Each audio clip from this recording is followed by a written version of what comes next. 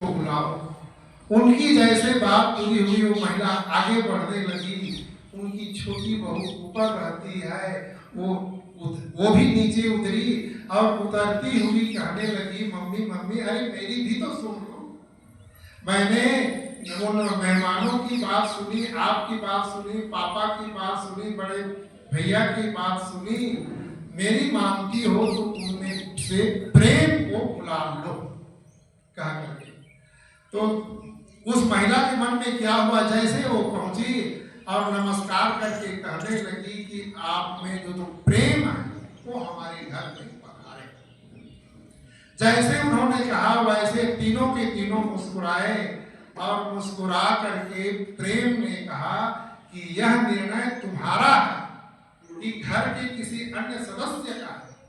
जिनका भी निर्णय है सही निर्णय है, निर्णय देने वाले की मैं पीठ थपथपा रहा। कह करके मुस्कुरा कर उसके घर में प्रेम प्रवेश किए।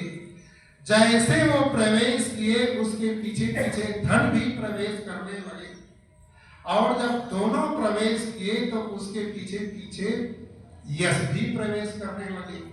जब तीनों के तीनों प्रवेश करने लगे तब उस महिला ने मुस्कुरा करके कहा कि आप लोग तो कहे थे कि एक प्रवेश करेंगे दो लौट जाएंगे, किंतु आप तीनों ही प्रवेश कर रहे हैं।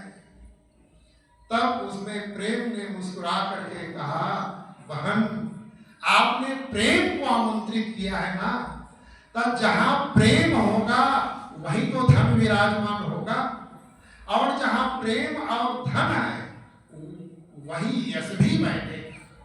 यदि आप धन को कहे होते तो प्रेम और यश लौट गए होते, यश को कहे होते तो धन मतलब दो लौट गए होते, किंतु आपने प्रेम को श्रेय दिया। तो जिस घर में प्रेम है वही हम दोनों धन और यश भी जाएंगे।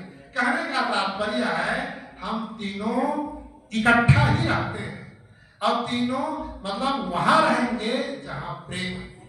कबीर साहब ने इसीलिए कहा है कि पोथी पढ़ पढ़ जग मुआ, पंडित भया न कोई, ढाई आखर प्रेम का पढ़े सो पंडित कोई।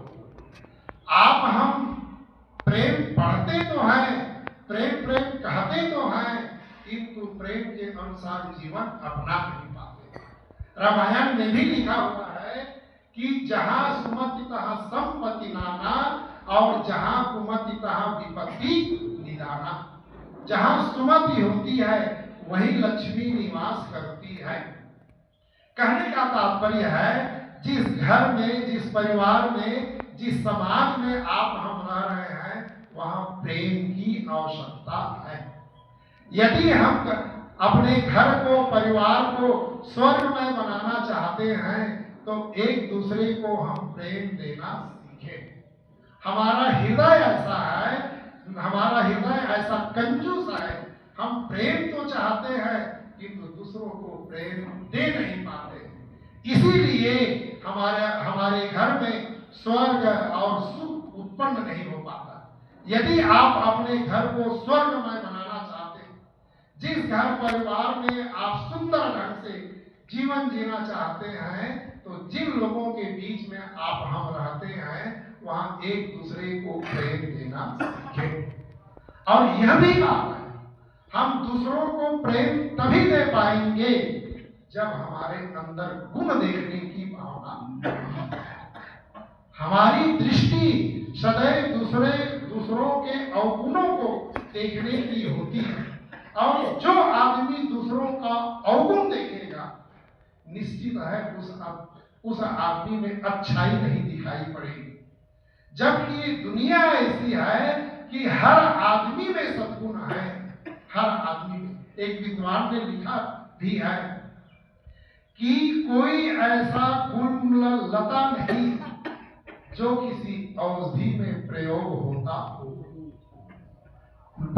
न हो, और कोई ऐसा अक्षर नहीं जो किसी शब्द दोहा में प्रकट मतलब फिट ना हो, और कोई ऐसा इंसान नहीं जिससे काम ना लिया जा सके। कहने का तात्पर्य है चयन करने वाला दुर्लभ है। आप हम भगवान और भगवती की कल्पना तो ऊपर करते हैं, और जिन लोगों के बीच में रहते हैं वहां हम भगवान भगवती नहीं देख पाते हैं। यदि घर में, परिवार में, समाज में हमें भगवान और भगवती नहीं दिखाई दिया तो निश्चित समझ लीजिए मंदिर और मस्जिद में भी भगवान भगवती मिलेगा नहीं। यदि हम मंदिर मस्जिद में या कहीं भी भगवान भगवती को देखना चाहते हैं, पाना चाहते हैं, तो इसका शुरुआत घर ही में करें। आप हम करते क्या है? बांस की पट्टी बना लिए, मिट्टी लपेट दिए, रंग रोगन पहना दिए, साड़ी लपेट पहना दिए, उसके बाद किसी पूजा स्थल में बिठा दिए और बिठा करके कहते हैं त्वमेव माता, त्वमेव पिता, त्वमेव बंधु, त्वमेव सखा, कह करके उसके सामने हाथ जोड़ते हैं। और घर में जो देवियां हैं उनका डंडे से स्वागत करते हैं। कितनी बड़ी भूल है। यदि घर, जिस घर में हम रह रहे हैं वहां भगवान नहीं दिखाई दिया, वहां देवी देवता दिखाई नहीं दिया, तो बाहर कहीं मिलने की आवश्यकता, मतलब बाहर कहीं भी नहीं मिल सकता। तो सद्गुरु कहते हैं कि भगवान भगवती को पाना है, जीवन को निर्मल बनाना है, पवित्र बनाना है, तो घर से ही शुरुआत करो।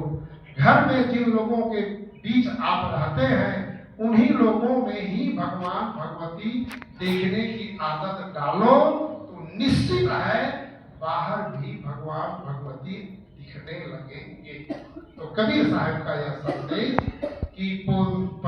कि ढाई आखर प्रेम का पढ़े सो पंडित होए। उस ढाई आखर को आप हम कागज ही में न पढ़ें, जीवन में उतारें, तभी आपका हमारा जीवन सार्थक हो सकता है। बस मैं इतना कहकर अपनी वाणी को विराम दे रहा हूँ। बोलिए सद्गुरुदेव।